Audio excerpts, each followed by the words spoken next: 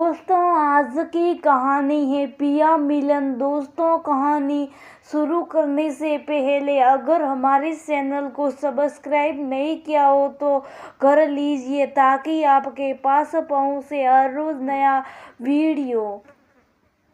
शादी का 5वां दिन था। रात्रि के 11 बज रहे थे, लेकिन नंदन देवर से घिरी शेफाली बेचैन थी। बार बार उसकी नजर अपने कमरे की ओर जा रही थी, जहाँ पति बेचारे अकेले बिस्तर पर करवट बदल रहे थे। टेबल पर रखा टेप रिकॉर्ड में उस समय का फेमस सॉन्ग दिल के अरमा बज रहा था। सलमा आगा की दिलकश आवाज शेफाली सा रही थी, कैसे इन शरारती देवर नंदन पेड़ छूटे तो वह अपने पति के पास जा सके, लेकिन दूर दूर से आए रिश्तेदारी के नंदन देवर सबको दूसरे दिन निकलना था। सभी नई भाभी को छोड़ना नहीं चाह रहे थे। इन देवर नंदन को कौन समझाए, दिल की बात तभी बड़ी नंदन आई। सभी छोटे देवर नंदन को झिड़कते हुए बोली, रात के 1 बजने को आए, तुम लोग भी सोने जाओ और दुल्हन को भी जाने दो। बड़ी नंदन की बातें सुन बड़ी मुश्किल से जमी महफिल को छोड़ सभी सोने चले गए। शेफाली के दिल को जैसे बहुत बड़ी रात मिली। धड़कते दिल के साथ शरत की चादर में लिपटी शेफाली अपने कमरे में प्रवेश की। पायल की रूजन और चूड़ी की खनखन से सुधीर की आंख खुला। टेप रिकॉर्ड बंद कर सुधीर बोला, ये भाई बहन भी ना बड़े शैतान होते हैं।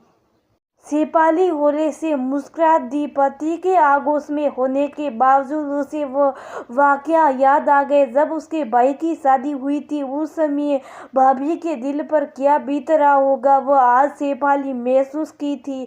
भाभी बहुत पढ़ी लिखी थी, AA गाँव में शायद ही उस समय कोई ग्रेजुएशन कर पाया था। शेफाली का परिवार गांव से सबसे शिक्षित और प्रतिष्ठित परिवार में था। भाई का जॉब NTPC शक्तिनगर में था। रिश्ते तो बहुत आए थे, मगर कहते हैं कि आसमान में बनती है। 100 बड़े शहर की उस शिक्षित लड़की से भाई का जब शादी हुआ तो परिवार, समाज और गांव के लोग सभी भाभी की शिक्षा का बुरी बुरी प्रशंसा कर रहे थे। भाई सबसे बड़े थे, उनके पीछे अपने 5 भाई बहन के अलावा ससुरे भाई बहन का भी एक बड़ा फौज था घर के पहले, और वो भी बड़े बेटे की शादी थी तो रिश्तेदार भी बहुत सारे जमकर आए थे। उस समय मर्यादा और लाल लिहाज में बहुत होता था। औरत मर्द, बेटा बेटी, सास ससुर, बहू दामाद सभी मर्यादा का पालन करते थे।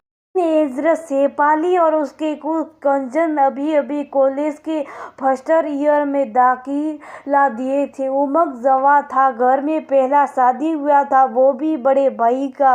प्यारी सी नई भाभी का घर में आती सभी भाई बहन को जैसे एक खूबसूरत तोहफा मिल गया था भाभी के रूप में। भाभी से गप लड़ाते हुए बहुत सी अच्छी बातें जहाँ जानने को मिल रही थी, वहीं हंसी मजाक भी चल रहा था। माहौल बहुत खुशनुमा था, खुशियों से भरा। उस समय गांव में बिजली की आपूर्ति ढंग से नहीं होती थी, गर्मी था, चांदनी रात। सभी मिलकर भाभी को घेर कर मस्ती भरी बातों में डूबे थे। भाई 2-4 बार आंगन में शक्कर काट काट कर वापस लौट गए थे, फिर बाध्य होकर अपने कमरे में चले गए थे।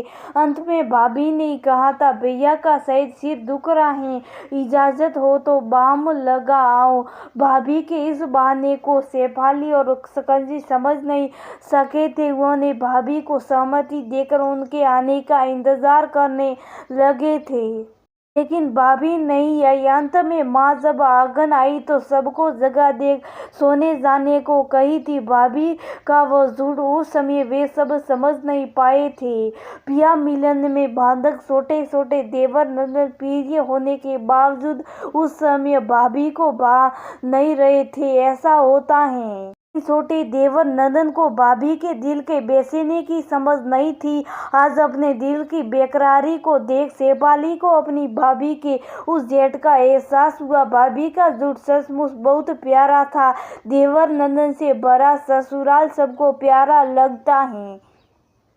मगर पति के लिए इंतजार करना जितना बेचैनी भरा होता है, शायद उससे भी ज्यादा बेचैनी भरा नई नवेली दुल्हन के लिए इंतजार का वो पल होता है। सुखी अनुभवी के साथ शेफाली श्रम से अपनी मेहंदी सजे हाथ से अपने चेहरे को ढक पति के आगोश में समा गई।